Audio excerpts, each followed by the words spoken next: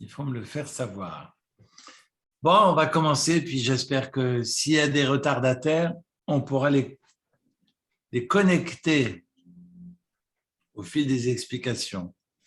Alors, c'est intéressant parce que nous avions travaillé ce Shabbat, on a partagé beaucoup autour de Purim, et nous pourrions continuer. Rappelez-vous simplement que Purim est une fête qui ne présente aucune restriction, contrairement au Chagim, contrairement aux fêtes comme Rosh Hashanah, Kippour et les fêtes de pèlerinage. On n'est pas sur une fête restrictive, on est plutôt sur une fête où on a le devoir d'ajouter au jour de la semaine, d'ajouter comme l'obligation de lire la Megillah, comme de festoyer, comme l'obligation d'apporter des mets à une personne au minimum, et puis également donner de l'argent aux pauvres, matanot le'evionim. D'ailleurs, c'est pas tzedaka l'anim, c'est matanot, des cadeaux, c'est pas de l'argent, c'est des cadeaux aux démunis. Et evion et ani, d'ailleurs, c'est deux mots différents. Mais voilà, bon, c'est pas l'objet de ce soir, mais en tous les cas, on est sur une fête où on est invité à se soucier d'autrui. Et ça, c'est une fête, comme Maïmonide va le souligner à la fin des lois concernant Purim, une fête eschatologique. Parce que s'il y a deux fêtes que nous retrouvons à la fin des temps, au temps messianique, c'est le Yom Kippourim et la fête de Purim. Et c'est intéressant d'ailleurs que le Rambam écrive Kippourim et Purim, pas Yom Kippour, mais Kippourim, comme si Kippour était comme Purim, mais pas aussi bien que Purim. Enfin, pardon d'oser penser une chose pareille, mais on pourrait aussi penser que dans les mots du Rambam, dans ma lecture, qu'on est sur une fête qui n'est pas du niveau de Purim, comme si Purim était au-dessus de tout. Je dis comme si, hein. C'est parce que je ne fais pas dire, je ne fais pas dire au Rambam ce qu'il n'a pas écrit. Mais je me permets cette lecture, ce n'est pas la vérité, mais ça peut être une lecture intéressante du texte du Rambam, que Purim est finalement quelque part plus difficile que Kippour, autrement dit, comme la manière dont je l'ai écrit et que j'ai partagé sur le groupe Zoom, qu'il est peut-être plus difficile d'être un homme dans la rue que d'être un homme dans sa synagogue. Parce que de se recueillir et d'être dans la contrition à Kippour, eh bien, je ne peux pas pavaner parce que chacun me dira, mais moi aussi je jeûne, moi aussi j'ai du mal aujourd'hui, moi aussi de m'asseoir toute la journée à prier n'est pas facile. Donc, tu ne peux pas pavaner, tu ne peux pas t'arroger, tu ne peux pas faire le dindon devant tout le monde parce que tu jeûnes, parce que tout le monde est finalement loti à la même enseigne. En revanche, et pardon de ces expressions familières, en revanche, d'être un mensch, d'être un homme dans la rue et de me frotter à la réalité du monde et de rester digne, ça c'est nettement plus difficile. C'est pour ça que j'ose cette lecture de Purim et Kippourim qui est comme Purim et qui n'est pas de la même teneur parce que Purim il est peut-être plus difficile quand je n'ai pas de restrictions, quand je n'ai pas de ne pas faire, eh bien de rester quand même droit dans mes bottes et d'être dans ce souci de l'humain, dans le devoir de solidarité. Et c'est ce que demande d'ailleurs, c'est ce que demande Mardoché à la fin de la Megillat Esther, pour contrebalancer avec les propos de Haman qui dit au 3e chapitre, Yeshno am echad umefuza umefurad mikol ha'amim, il y a un peuple qui est dispersé, disséminé parmi les nations, En shavela necham, à quoi bon les garder, à quoi bon les préserver, autant les exterminer. Et quand il dit il y a un peuple qui est disséminé, il y a un peuple qui est dispersé, eh bien, Mordechai va contrecarrer cette lecture du monde, en tous les cas celle funeste de Haman, en demandant au peuple d'Israël, d'être unis, non pas pour se ressembler, mais pour se rassembler, comme je le répète sans cesse tous les lundis soirs. C'est cette solidarité qui est fondamentale. Et j'ajouterais, mais ça je ne veux pas faire de politique ce soir, c'est peut-être pas innocent, ce n'est peut-être pas anodin de la part du ciel, qui est ce Zelensky à la tête de l'Ukraine et qui et pour lui, a ces valeurs de l'humain qui le tient debout, et qu'une vie, c'est une vie, et qu'on ne va pas sacrifier les êtres humains sur l'autel de la Grande Russie, sur l'autel des idées qui sont des idées vraiment fascistes, des penseurs que ce Russe est proféré hier, et ce discours complètement, mais pas fou parce que ce serait insulter les fous, mais ce discours barbare qui ressemble au discours de Hitler il y a 70 ans. Enfin bref, je referme la parenthèse. Mais quand on considère les êtres humains comme des mouches, eh bien, c'est qu'on a une idée de l'humain qui est complètement à côté de la plaque. On a vu ça avec le Rwanda, on a vu ça avec d'autres massacres de par le passé, et ce discours est terriblement dangereux. Donc, le bon Dieu a voulu qu'il y ait ce juif en Ukraine qui, pour cette neshama, j'ose penser que la valeur de l'humain est autre, est tout autre, et que ce qu'on doit justement viser, je reviens à mon propos, et j'arrête de faire de la politique, quand la reine Esther dit « L'er kenos et kol hayudim » va et rassemble tout l'âme Israël, kenos c'est bet knesset, c'est le même mot. Hein, on sait que synagoga, d'ailleurs étymologiquement, signifie cela. C'est-à-dire l'idée de rassemblement, bet knesset, la maison du rassemblement, synagogue étymologiquement signifie la même chose. L'idée c'est d'être ensemble. Et d'être ensemble, c'est pas parce qu'on est ensemble, parce qu'on est de la même, dans les mêmes idées, dans les mêmes croyances, dans les mêmes convictions. On s'en fout. Ce qui est important, c'est d'être ensemble, parce qu'il n'y a pas d'autre valeur que celle-ci. Et c'est ce qui doit nous traverser, et c'est ce que nous devons viser avec ce que j'aimerais aujourd'hui partager avec vous dans la lecture des sacrifices que nous avons donc lu à travers la péricope de Vaïkra et de Tzav, mais je ne pense pas que la Torah, que ce soit dans le Shabbat Zachor, que ce soit dans la fête de Purim, ou que ce soit dans les parachiotes que nous sommes en train de lire, disent autre chose.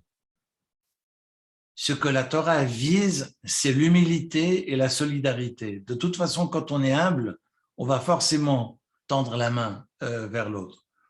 Et je lisais le Shlach HaKadosh ce Shabbat, et j'ai retenu cette expression de Retzon Ha'ilyon Shefel, que finalement, ce qui prévaut, c'est l'humilité. Le Très-Haut veut qu'on soit humble.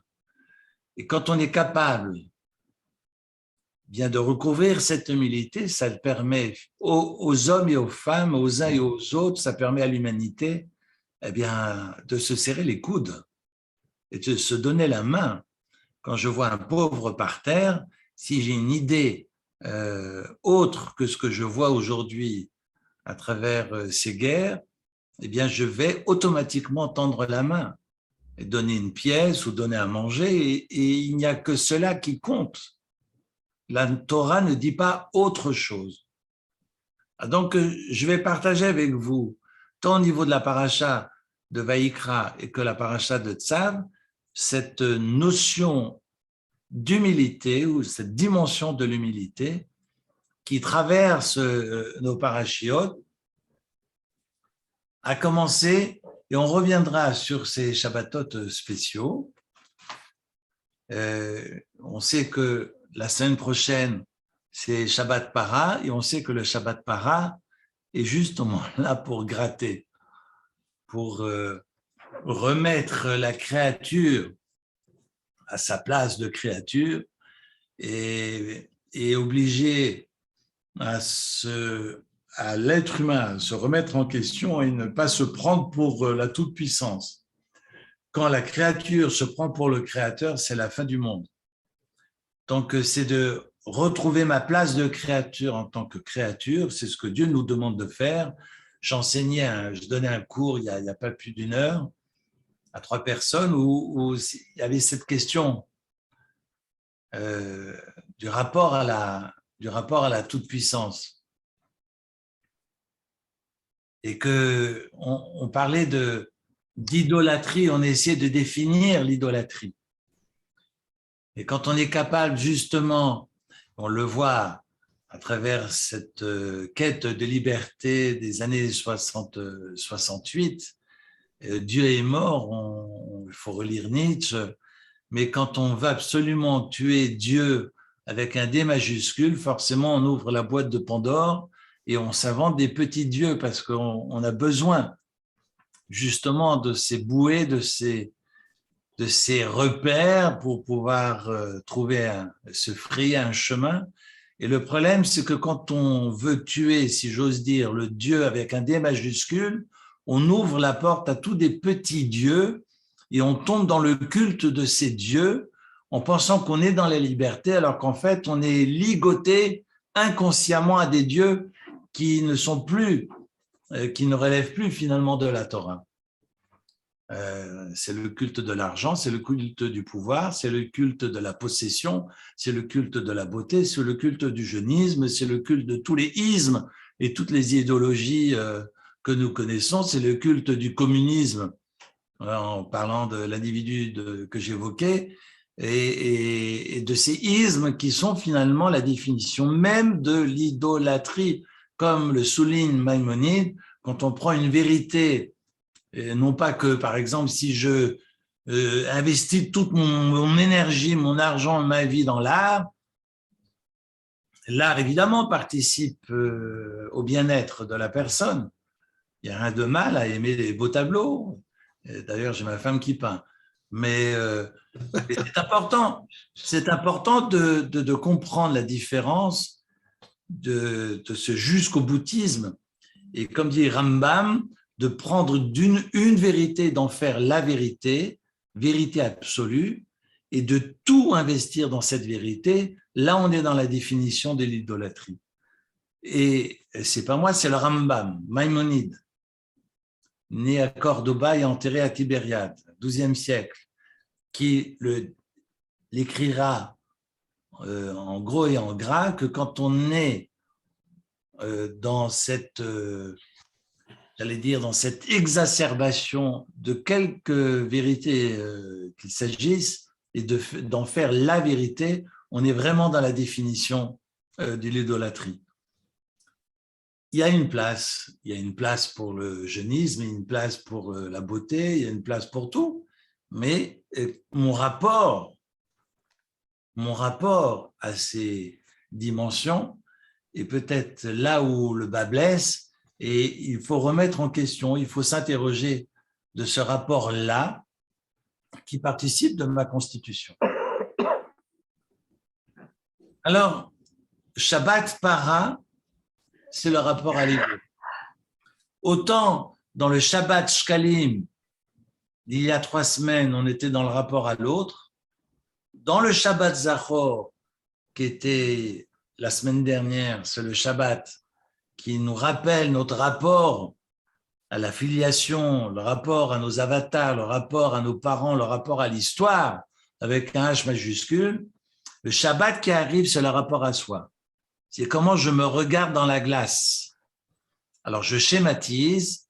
Vous allez me dire, Eric, tu fais des raccourcis. OK, mais on y reviendra la semaine prochaine.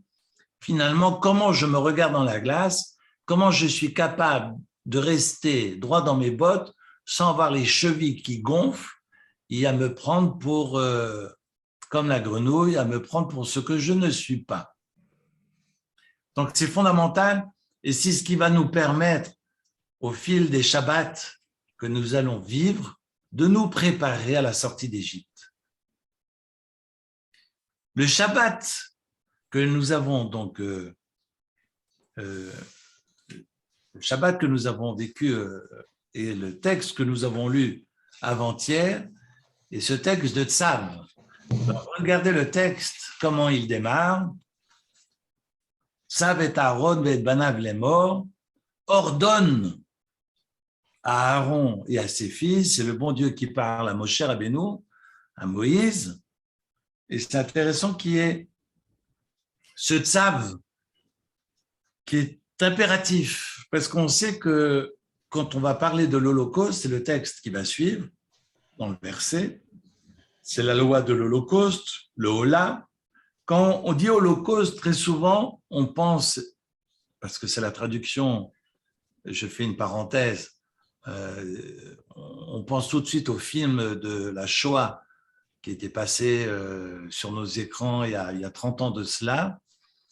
Et j'ai lu il n'y a pas longtemps qu'il ne faut pas confondre la Shoah et l'Holocauste. Parce que quand on parle d'Holocauste, on parle d'un sacrifice volontaire. Hein. C'est une offrande que j'apporte et dans le temple ou tabernacle qui va précéder le temple. Et c'est une offrande d'un animal qui sera entièrement consumé sur l'autel de par la volonté de l'être humain, de l'auteur de cet apport, de ce korban. La Shoah est un acte de barbarie. Ça n'a rien à voir. La barbarie de la Shoah et l'Holocauste qui est mentionné dans ce texte de Tzav et également dans le texte de la semaine dernière du Lévitique. Alors, vous avez compris je pense que c'était un commentaire sans doute, mais vous avez compris d'éviter les amalgames, et c'est vrai que le mot holocauste, en fait, étymologiquement, ça veut dire entièrement consumé. Alors, on peut évidemment se poser la question, mais comment se fait-il qu'on est amené à sacrifier des animaux? Enfin, alors, évidemment, le respect de l'animal est au centre aussi de toute la réflexion des Chachamim. On sait que le respect des animaux est fondamental. Quand vous allez manger, eh bien, c'est marqué je dois d'abord me préoccuper de mes animaux avant de passer à table. Je donne d'abord à manger à mes poissons rouges avant d'aller prendre mon potage. Et quand il s'agit de manger, j'ai pas le droit de manger avant mes animaux. Donc le respect, je veux dire, c'est pas le parti écolo qui l'a inventé. Le respect des animaux, c'est dans la Torah, c'est dans le texte de la Torah. D'ailleurs, comme la halacha le rappelle, au moment où je fais motzi, je vais me laver les mains, j'ai pas le droit de m'interrompre. La seule chose pour laquelle je peux m'interrompre, c'est de demander à ma femme, est-ce que tu as nourri les poissons rouges? Est-ce que tu as nourri les animaux? Chat, chien, même si vous avez un hippopotame à la maison. Je veux dire, mais c'est important, on s'entend, mais c'est important de comprendre que c'est pas parce qu'on sacrifie un animal que l'animal n'a aucune valeur dans la Torah, bien au contraire. Bien au contraire. À telle enseigne que si je suis amené à sacrifier un animal et que l'intention n'a pas accompagné mon geste ou mon acte, eh bien, c'est nul et non avenu, je suis obligé de tout reprendre. Tout le cérémonial est à refaire.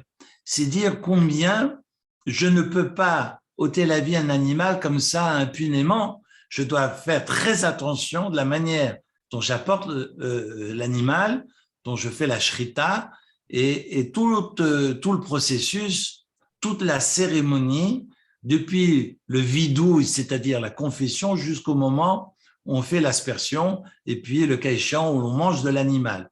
On mange de l'animal d'ailleurs pour le korban khatat, pour l'expiatoire, pour un korban holocauste. Évidemment, tout est consumé sur l'autel et on apprendra ensuite qu'on va récupérer la cendre, on ira la porter à l'extérieur que toutes les étapes sont importantes. Et rappelez-vous, le texte de Jérémie, au 7e chapitre de Jérémie, c'est la Haftara qui a été lue ce samedi, où Jérémie dit « Sofou, arrêtez de prendre le bon Dieu et arrêtez vos singeries.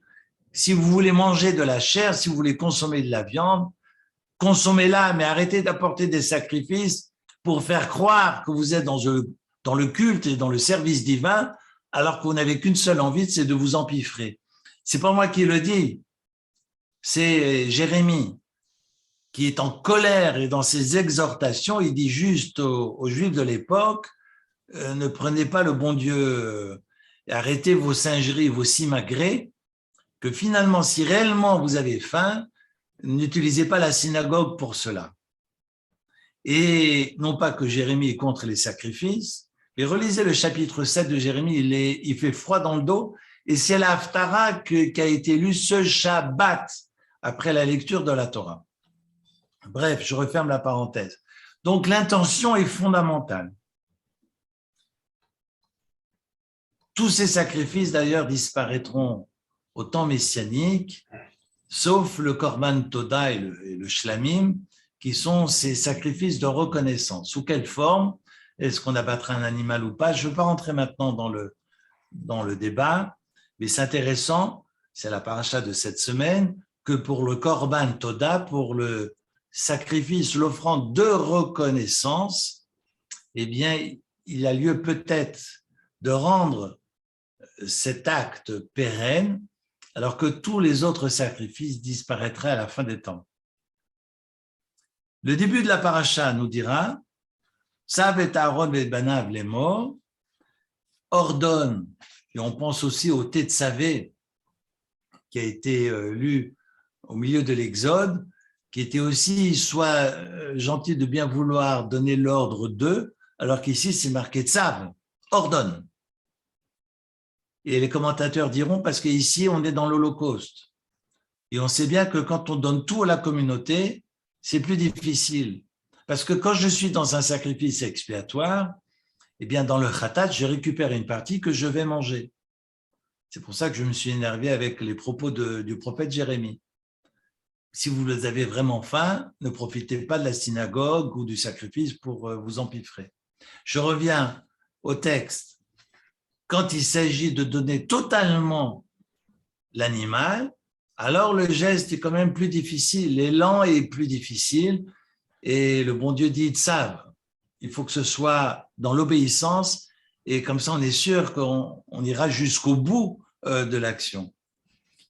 Et c'est marqué dans le Rashi, j'aime beaucoup le Rashi, c'est ce que je voulais partager avec vous, Tzav, et là la shon zerouz miad ou les dorot.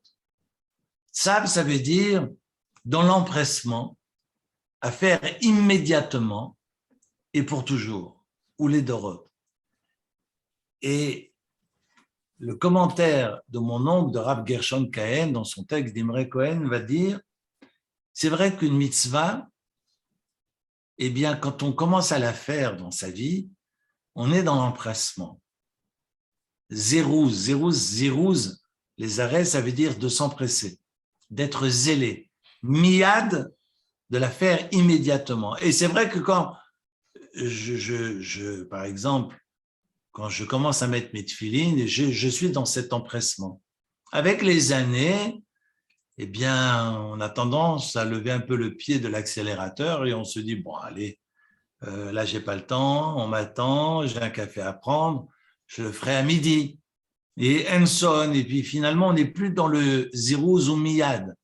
Et c'est une interprétation des Rashi que j'aime beaucoup de la part de Rav Gershon Cohen, Zichrono Libracha, si on veut ou les dorot, que finalement la transmission perdure et que l'esprit demeure pérenne, que ma yiddishkeit et que mon judaïsme puisse demeurer pérenne, eh bien, je dois être dans un rapport à la mitzvah, dans un rapport de zérouz ou miyad.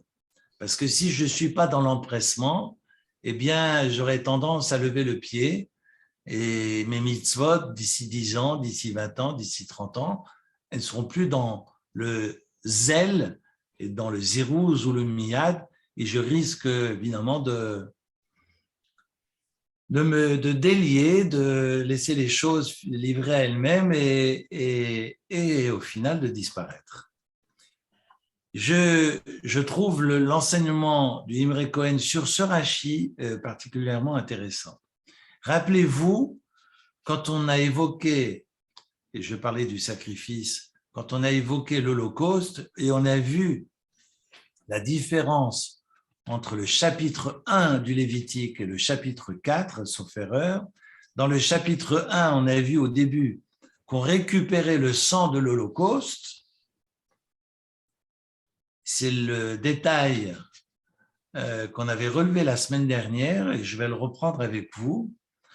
Eh bien, on va demander aux prêtres, à Aaron et à ses enfants, c'est marqué « Bene Aaron HaKohanim », les enfants de Aaron et les prêtres, écrivez-vous, vont apporter et Adam, le sang de l'animal, holocauste, qui a été donc geshecht, qui a été abattu pour pouvoir être consumé sur l'autel, avant de le brûler, devra Zarko et Adam de jeter le sang à la misbéar saviv, asher pétar oel moed, autour de l'autel, mais qui se trouve à l'entrée de la tente d'assignation.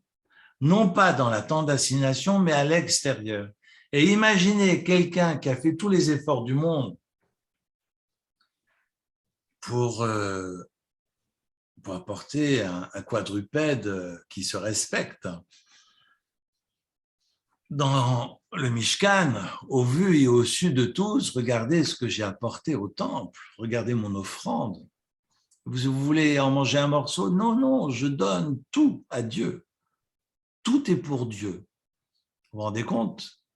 Alors là, si mon ego ne déborde pas, si mon ego ne dégouline pas à ce moment-là, vous imaginez, je dis à celles et ceux qui m'entourent, regardez, j'apporte l'animal et je donne tout à Dieu, si j'ose dire. C'est-à-dire que je vais l'apporter au temple pour qu'il soit totalement consumé. Eh bien, les prêtres vont récupérer le sang, ils vont dire à ce bonhomme, tu vas nous suivre, on sort. Comment ça, on sort? Ben oui, on ne va pas asperger ce sang ici, on va sortir. On va aller à l'extérieur, à l'entrée de la tente d'assignation. Mais les gens, ils sont en train de me voir. C'est ici que je peux faire le dindon devant tout le monde. On va lui dire, ben justement, tu arrêtes de faire le dindon et tu suis les prêtres et tu vas dehors et on va faire l'aspersion par terre autour de l'autel qui se trouve à l'extérieur de la tente d'assignation. Vous vous rendez compte?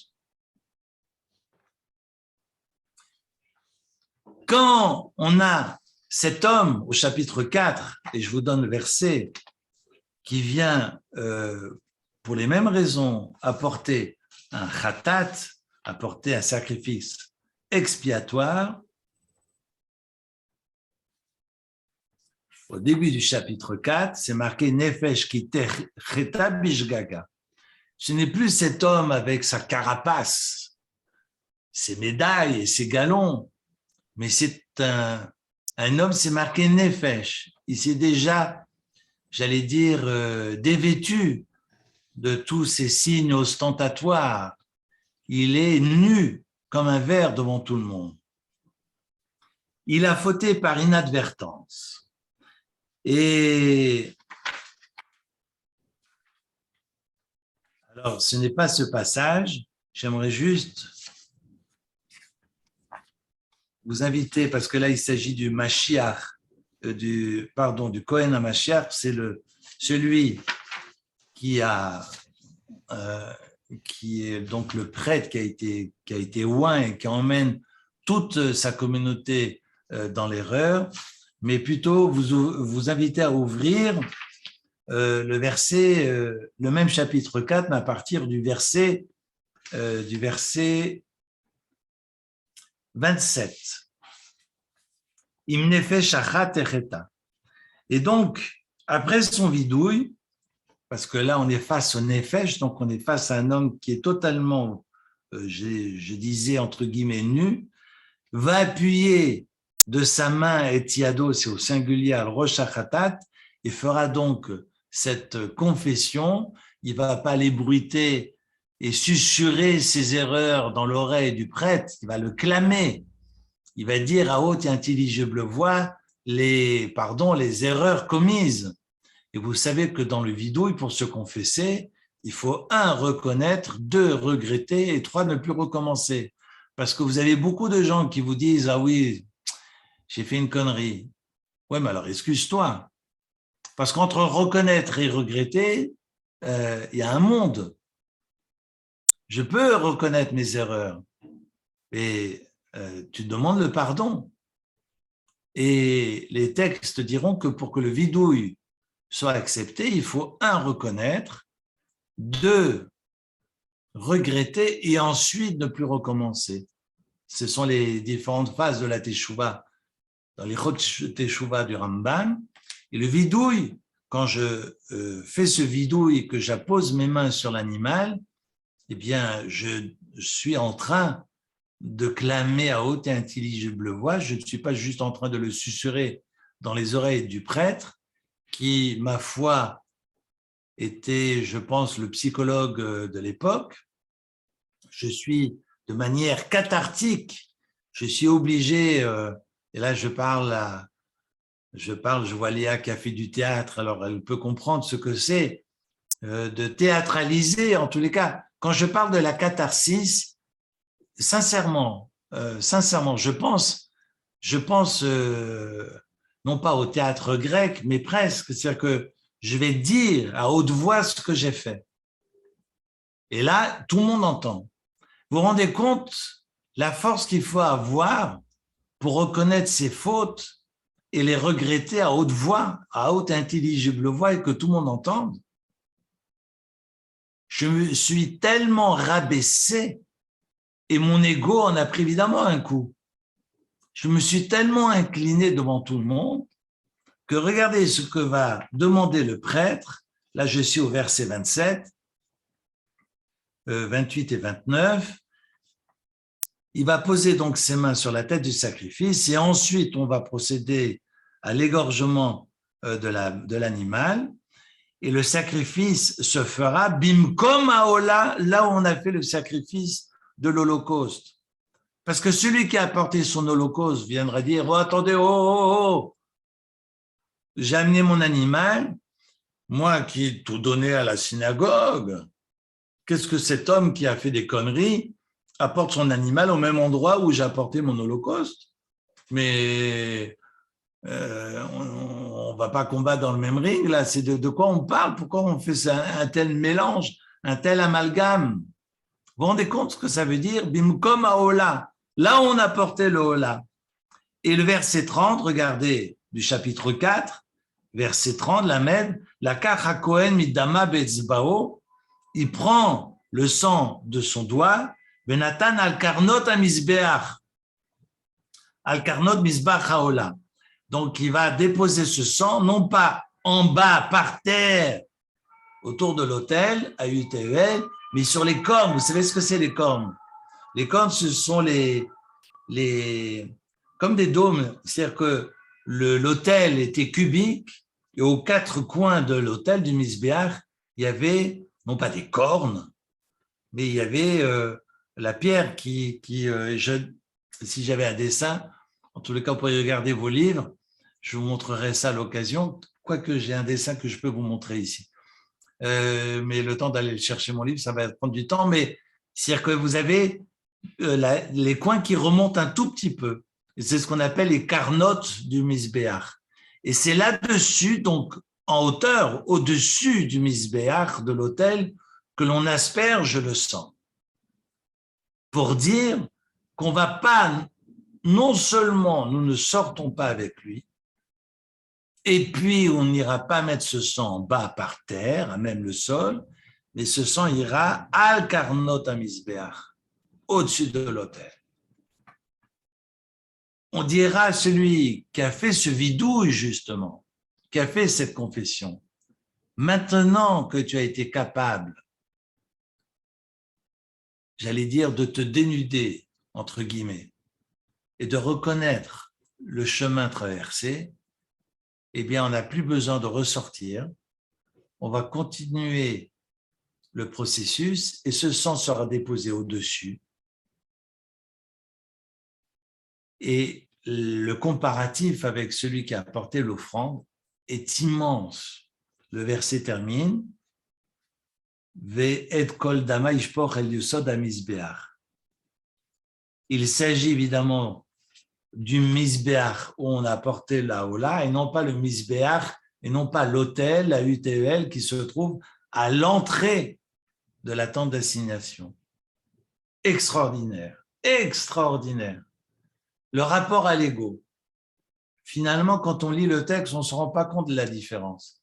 Et là, la Torah nous enseigne, quand on a l'ego perché, au perché, eh bien, le prêtre, qui est l'éducateur, quel pédagogue incroyable, et c'était l'éducateur de l'époque, la Gemara dans le traité de Avodah Zarah dira qu'on apprenait à se conduire auprès des prêtres. C'est les prêtres qui étaient les professeurs de l'époque.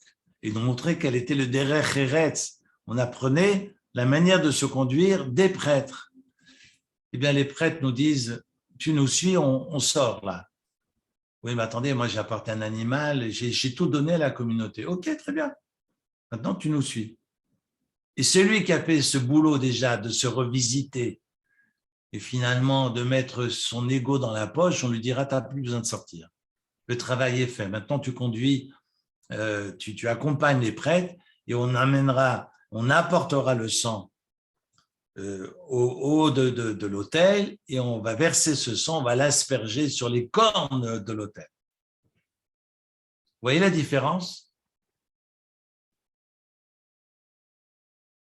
Quant au sacrifice qu'on appelle le Korban Toda, je vous invite à ouvrir le chapitre 7, verset 11.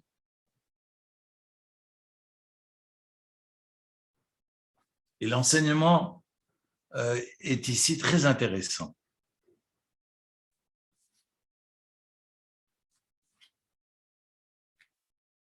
Chapitre 7, c'est donc la paracha de Tzav que nous avons lue ce samedi.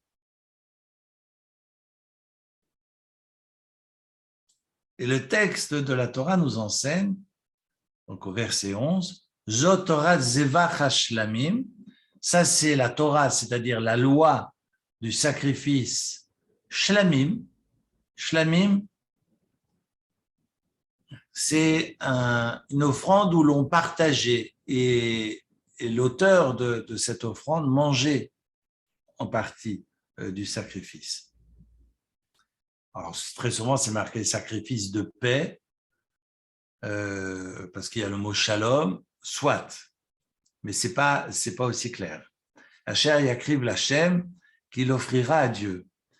Im al toda yakrivenu, si il apporte ce shlamim en guise de remerciement, parce que le toda fait partie des shlamim, alors, il offrira al zevach hatoda chalot matzot belulot bashemen, urkike matzot meshuchim bashemen, vesoled murbechet chalot belulot bashemen, et verset 13, al chalot lechem chametz, yakriv al korbano, al zevach todat shelamav.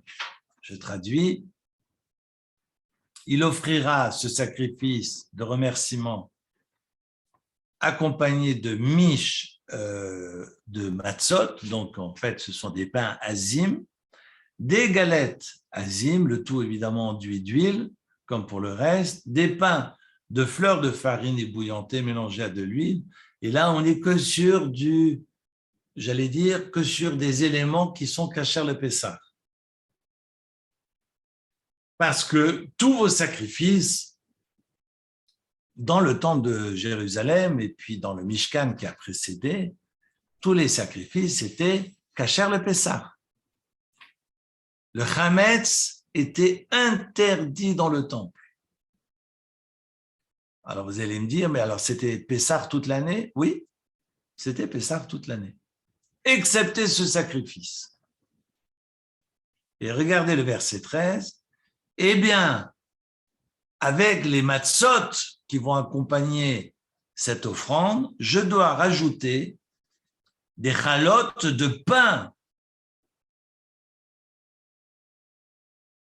qui sont chametz, donc gonflés au levain, qui accompagnera donc cette offrande. Al-Zevach Todat Shelamar, en guise de remerciement de son offrande de paix. Incroyable, on vous demande exceptionnellement d'ajouter du chametz. Mais ce chametz n'est ajouté que pour le korban toda, pas pour les autres sacrifices. Et les commentateurs diront, s'il y a un sacrifice qui restera à la fin de temps, au temps messianique, c'est ce sacrifice-là, alors que les autres disparaîtront. À quel moment apportons le korban toda? Alors c'est intéressant. Rashi apportera différents textes et dira pour 4 raisons. Les 4 raisons, c'est soit parce que j'ai traversé le désert, et évidemment, je suis sorti sain et sauf.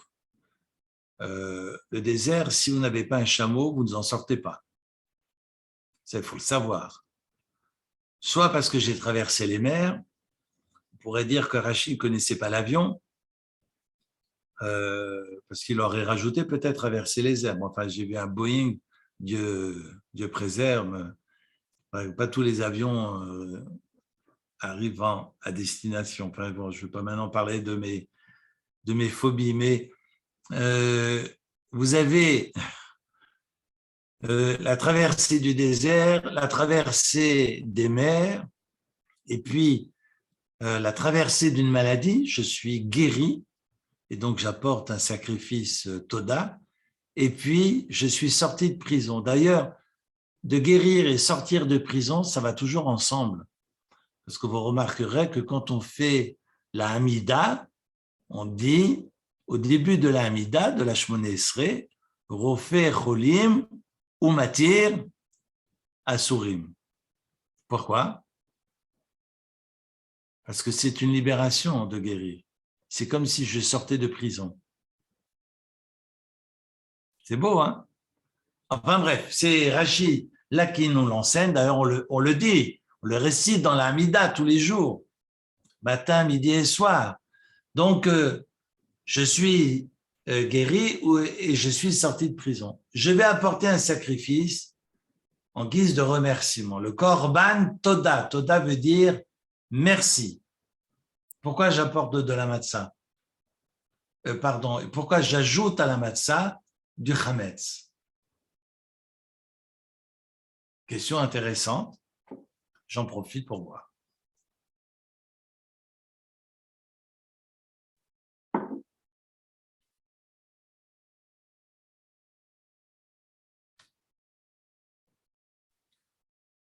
Je trouve, je ne sais pas ce que si une idée vous traverse.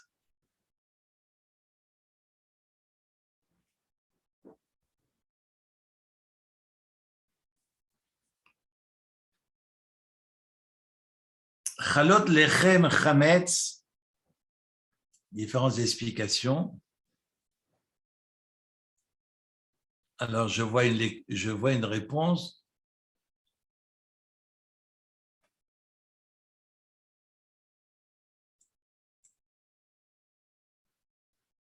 Alors, oui, je prends toutes les réponses. J'accepte toutes les réponses.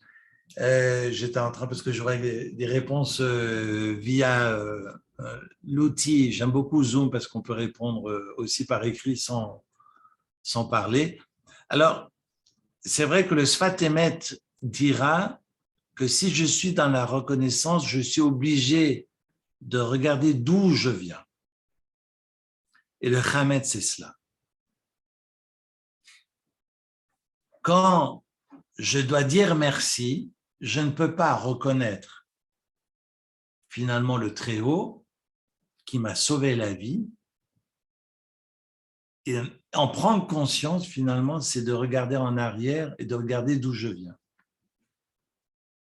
Pouvoir témoigner de cette reconnaissance, c'est justement de comprendre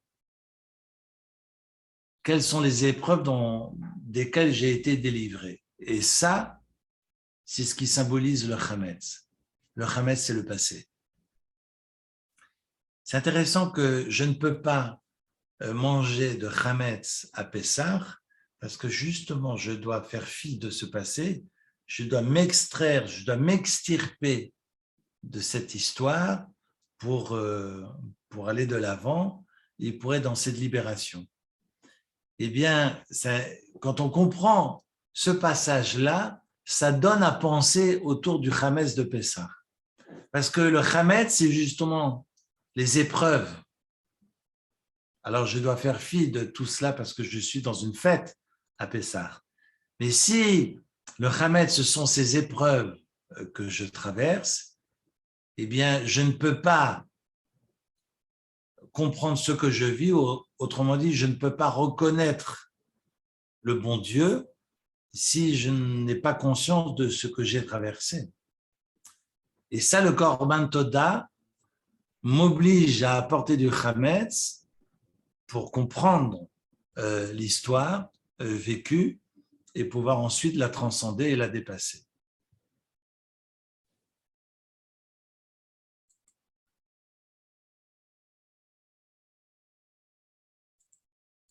Je lis en même temps ce que vous m'écrivez, donc c'est pour ça que j'ai quelques secondes.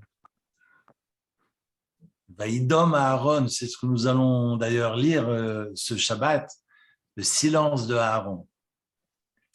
Donc de temps en temps, j'ai mon côté minéral juste pour lire ce que vous avez écrit. Parce que Vaïdom, c'est Domem, c'est le monde minéral.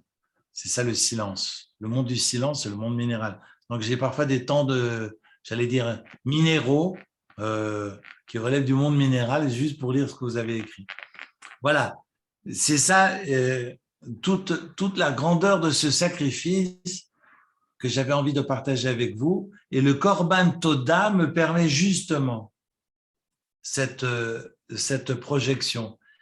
Et c'est parce que je reconnais cette histoire, mais avec un H majuscule, je reconnais l'histoire que j'ai traversée, le vécu, et que j'ai cette expérience et cette conscience du vécu que je peux construire maintenant, ici et maintenant, et que je peux aller de l'avant.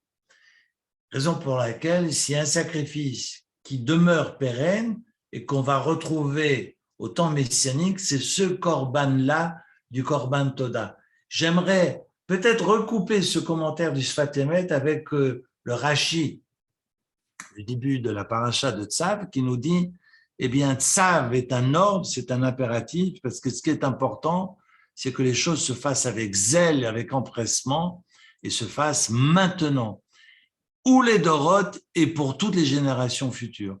Peut-être quand on est dans cette capacité de regarder derrière soi, et justement de recouvrir de l'humilité, parce que je ne me suis pas fait tout seul, je ne suis pas la génération spontanée. Je suis en mesure de reconnaître que si je suis là, c'est grâce à mes parents, c'est grâce à ma communauté, c'est grâce à la société, c'est grâce à ma famille, c'est grâce à mon travail, c'est grâce aux autres.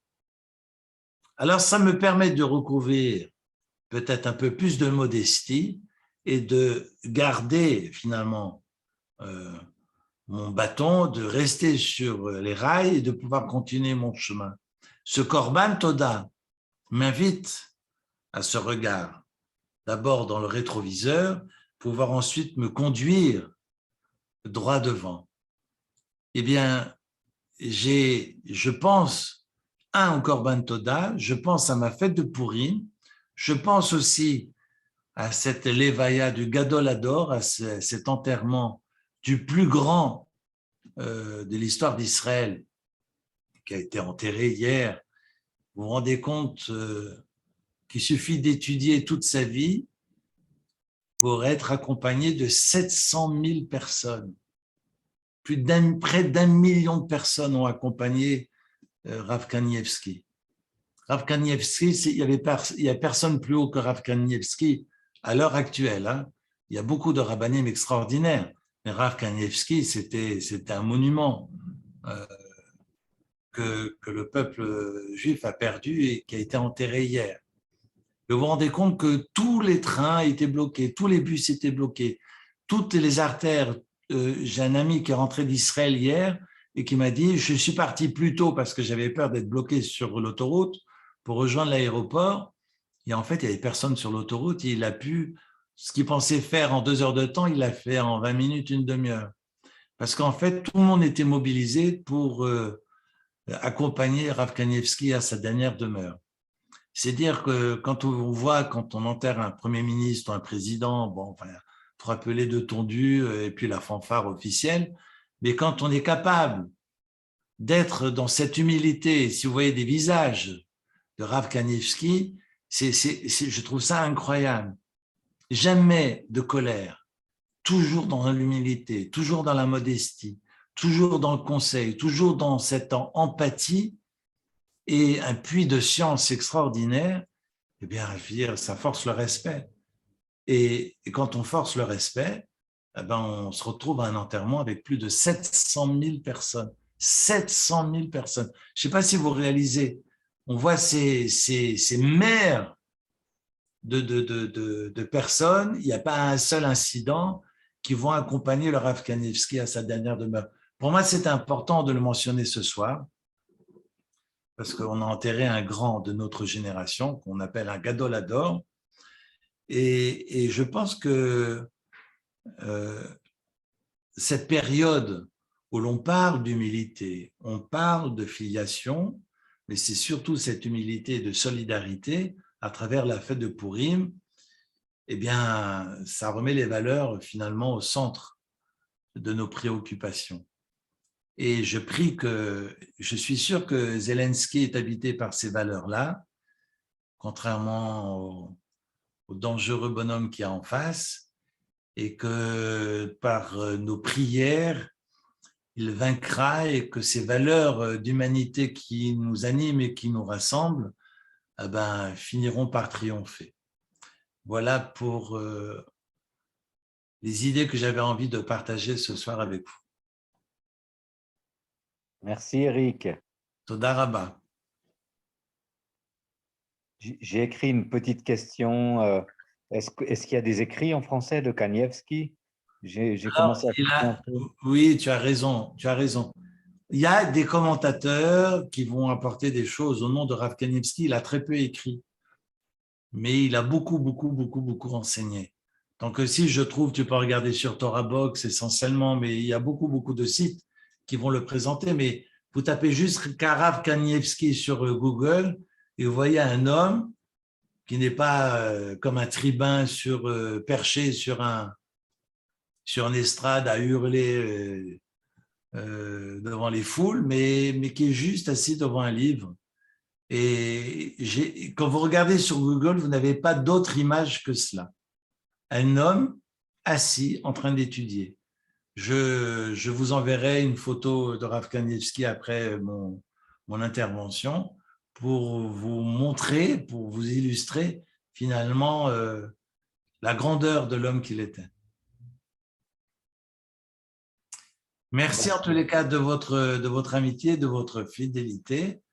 Et puis la semaine prochaine, on va évoquer une paracha qui est difficile, qui est la paracha de Shemini. On parle de Kashrut, mais on parle aussi de l'inauguration du tabernacle. Et on lira aussi Shabbat prochain à la synagogue, la paracha de Para, qui fait partie des 5 Shabbatot spéciaux qui précèdent la fête de Pâques, et donc qui a beaucoup à partager autour justement de ce rapport à la toute-puissance, ce rapport à l'ego. Donc voilà, on a du boulot pour lundi prochain. Je vous souhaite une très belle semaine et puis Shavua Tov. Shavua Tov. Merci.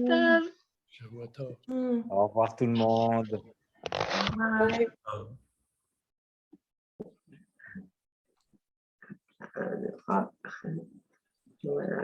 À très vite.